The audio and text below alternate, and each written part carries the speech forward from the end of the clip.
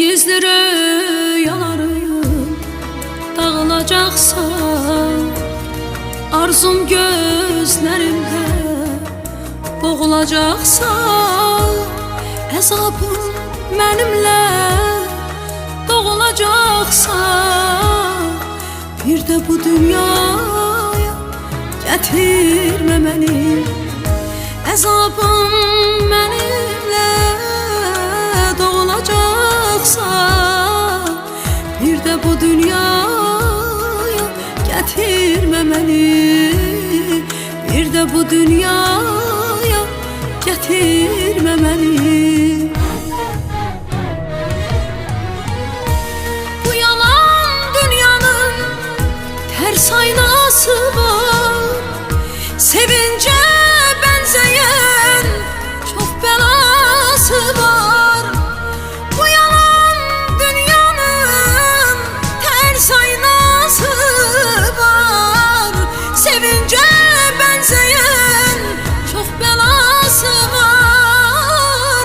Tekrar gelmeyimin ne menası var, bir de bu dünyaya getirme beni.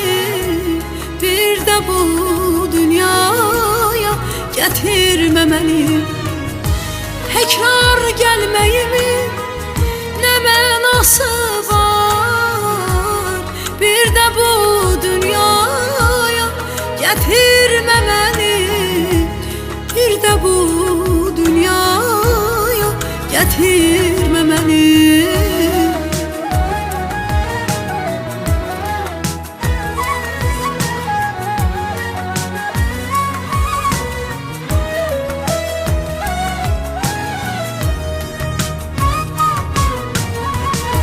Diz çöküp karşında dua ederim, ucalardan uca bilirəm seni.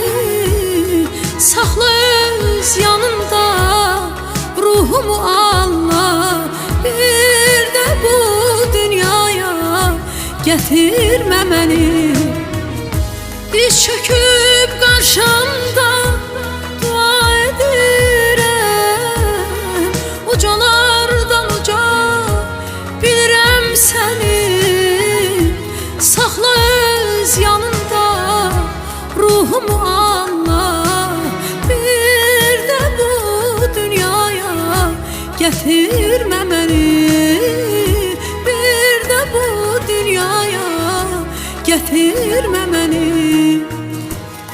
Bir de bu dünyaya getirme beni.